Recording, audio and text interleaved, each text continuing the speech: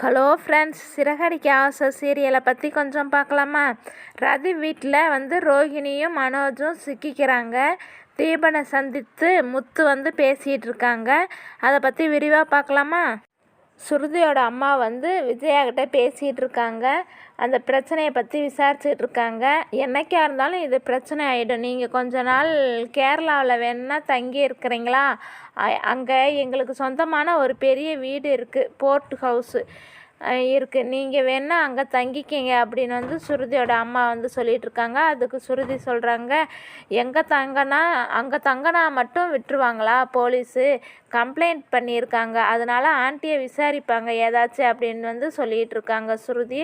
அதுக்கு ரவி சொல்கிறாங்க, நீ அம்மாவை பயமுறுத்துறாத, நாங்கள் எந்த தப்பும் பண்ணலை, அதனால் நம்ம ஒன்றும் பயப்பட தேவையில்லைம்மா அப்படின்னு சொல்லிகிட்ருக்காங்க ரவி.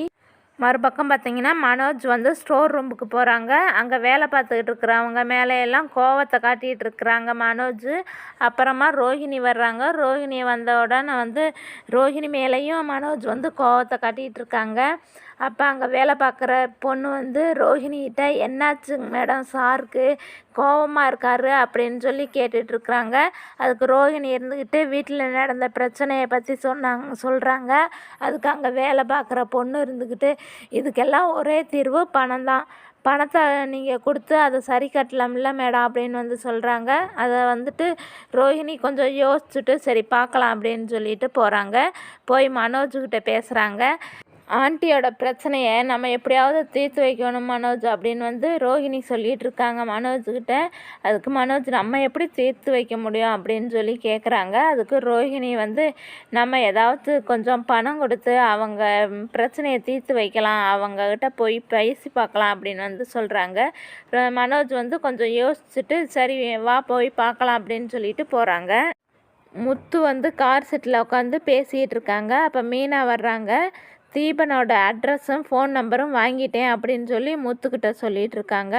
அப்படின்னா ரொம்ப நல்லதாக போச்சு, நீ அந்த தீபனுக்கு ஃபோன் பண்ணு அப்படின்னு முத்து சொல்கிறாங்க. அதுக்கு மீனா எதுக்குன்னு கேட்குறாங்க. தீபனுக்கு ஃபோன் போட்டு நான் சொல்கிறபடி நீ சொல்லு அப்படின்னு சொல்லி முத்து மீனாட்ட சொல்கிறாங்க. மீனாவும் தீபனுக்கு ஃபோன் போடுறாங்க.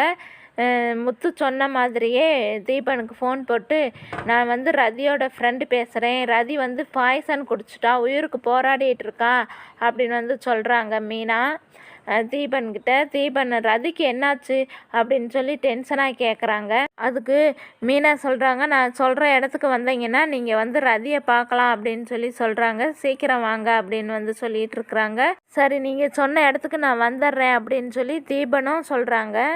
அடுத்ததாக பார்த்தோம்னா ரதி குடும்பத்தில் இருக்கிறவங்க எல்லாரும் இந்த ரதியை அந்த பையனுக்கு எப்படியாச்சும் கல்யாணம் பண்ணி வச்சிடணும்னு சொல்லி பேசிகிட்டு இருக்காங்க எல்லாருமா சேர்ந்து. அந்த நேரம் பார்த்து மனோஜும் ரோஹிணியும் ரதி வீட்டுக்கு வர்றாங்க. அப்போ ரதி வீட்டில் இருக்கிறவங்கெல்லாம் கேட்குறாங்க, நீங்கள் அந்த டான்ஸ் மாஸ்டர் வீட்டில் இருக்கிறவங்க தானே அப்படின்னு சொல்லி கேட்குறாங்க. அதுக்கு ரோஹிணியும் மனோஜும் ஆமான்னு சொல்கிறாங்க.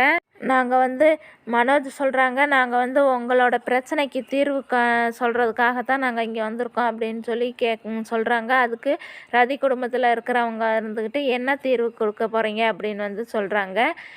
உங்கள் ரதி கர்ப்பமாக இருக்காங்கள, அதை அபார்ஷன் பண்ணிவிட்டு அவளை நல்ல ஒரு பையனுக்கு கல்யாணம் பண்ணி வச்சிடலாம், 1,00,000 ரூபாய் நாங்கள் பணம் தர்றோம், அதை ரதியோட பேரில் பேங்க்கில் டெபாசிட் பண்ணிக்கங்க அப்படின்னு சொல்லிகிட்டு இருக்காங்க.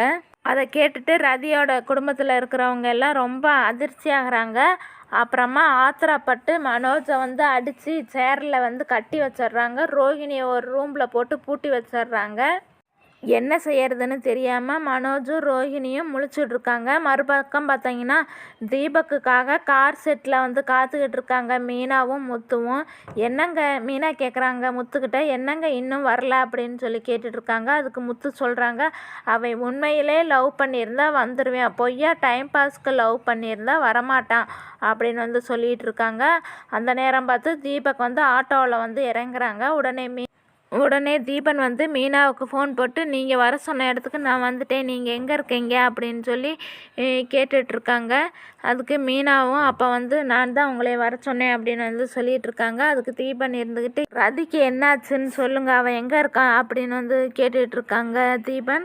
அதுக்கு மீனா சொல்கிறாங்க, அவளுக்கெல்லாம் ஒன்றும் இல்லை, நான் தான் உங்களை போய் சொல்லி வர சொன்னேன் அப்படின்னு வந்து சொல்லிகிட்ருக்காங்க.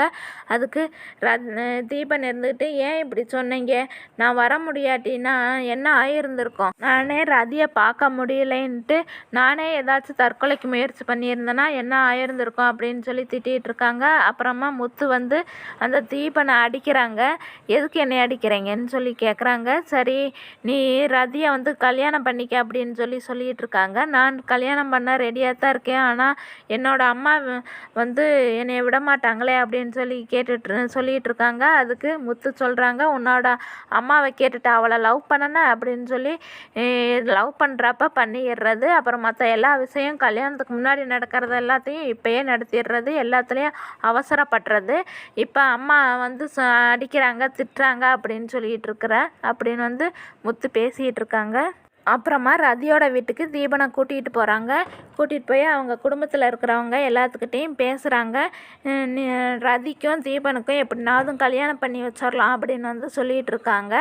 அப்போ அந்த ரதி குடும்பத்தில் இருக்கிறவங்க சொல்கிறாங்க, நீங்கள் நல்ல மனசோட நீங்கள் எப்படி சொல்கிறீங்க, ஆனால் உங்கள் அண்ணன் இருக்கிறாங்கள அவரும் அவரோட ஒய்ஃபும் வந்து இந்த ரதியோட கர்ப்பத்தை கலைச்சிடுங்க, அப்படி வேறு ஒரு பையனுக்கு கல்யாணம் பண்ணி வச்சிடலான்னு சொல்லி 1,00,000 ரூபா பணத்தை கொடுத்து சரி கட்ட பார்க்குறாங்க.